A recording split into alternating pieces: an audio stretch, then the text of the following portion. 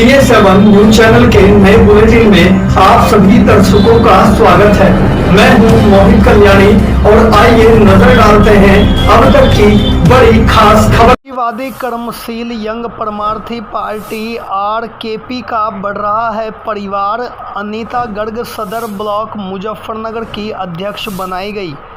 मुजफ्फरनगर में गुरुवार को ऋषिवादी कर्मशील यंग परमार्थी पार्टी में अनीता गर्ग को सदर ब्लॉक अध्यक्ष के रूप में जिम्मेदारी सौंपी गई। इस दौरान अनीता गर्ग ने कहा है कि आज मुझे जो जिम्मेदारी माननीय राष्ट्रीय अध्यक्ष एडवोकेट नरेश कश्यप के नेतृत्व में ऋषिवादी कर्मशील यंग परमार्थी पार्टी के द्वारा सौंपी गई है, उसका निर्वहन मैं जाति धर्म से ऊपर उठकर करूंगी, क्योंकि ऋषिवादी सबके विचारधारा में सम्मिलित है, ऋषि सभी के हैं।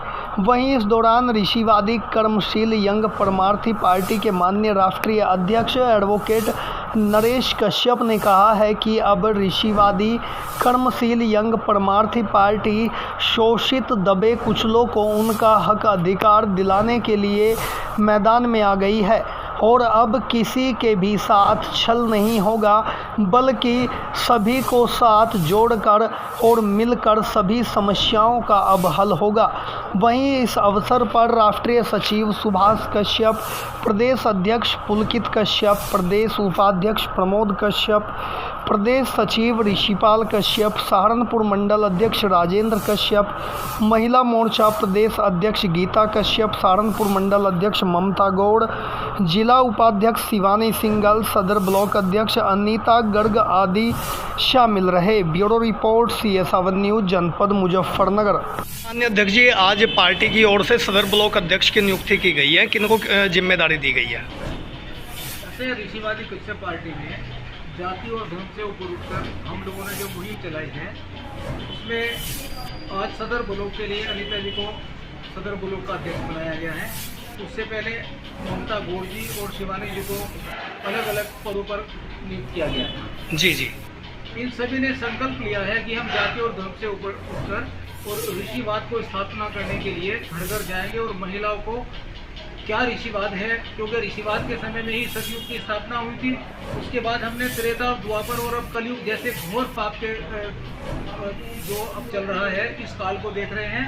इसमें परिवर्तन लाने के लिए, क्योंकि महिला ही एक विशेष इकाई हो सकती है, इन सब ने ये संकल्पित किया है कि हम लोग ऋषिवादी कश्यप पार्टी में आकर और ऋषिवाद को स्थापना करके सत्ता तक पहुंचने का काम करें। ऋषिवादी कर्मशील यंग परमार्थी पार्टी में लगातार कश्यप समाज से अलग समाज की महिलाएं भी बढ़ चढ़कर दायित्व ले रही हैं, तो महिला सशक्तिकरण को लेकर आप क्या मैसेज देना चाहेंगे? महिला सशक्तिकरण का तो यह है कि क्योंकि सरकार ने 35% जो है राजनीति में आरक्षण किया है, महिलाओं को हम घर घर जाकर जागरूक कर रहे हैं।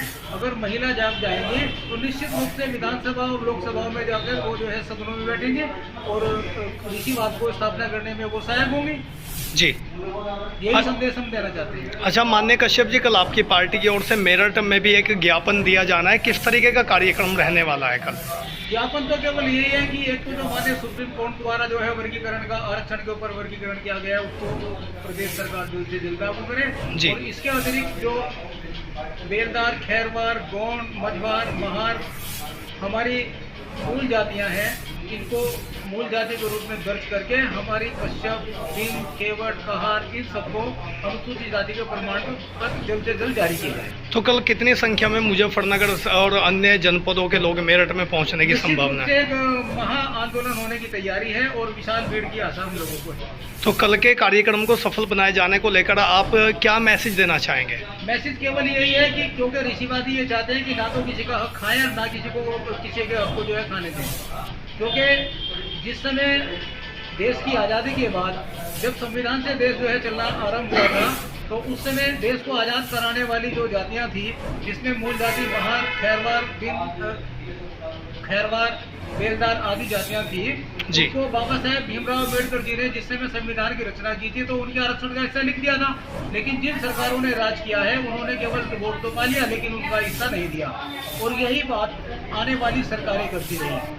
हमारे लोग बार बार हर सरकार पर उम्मीद करके, हर पार्टी पर उम्मीद करके उनकी सरकारें बनाते रहे, लेकिन जवाब में वही मिला, ना तो हमारे अधिकार मिले और ना ही हमारा मान सम्मान। इसलिए अब ये ठान लिया है कि अपनी लड़ाई खुद ही लड़नी पड़ेगी। इसी कारण से ऋषिवादी कश्यप पार्टी को बनाया गया है। सब लोग एक साथ होकर मेरठ में कल जो है एक महा आंदोलन की तैयारी। अच्छा माननीय अध्यक्ष जी, एक छोटा सा सवाल और है, जो आरक्षण के असली हकदार हैं, जो पात्र हैं, उन लोगों को जागरूक करने के लिए आप लगातार मुहिम चला रहे हैं, कितना आसान मानते हैं ये काम कि वो लोग कब तक कैसे जागरूक हो पाएंगे और कब तक अपने हक अधिकारों के लिए आगे आएंगे? देखिए, सकारात्मकता हमेशा आदमी को आगे की तरफ लेकर जाती है।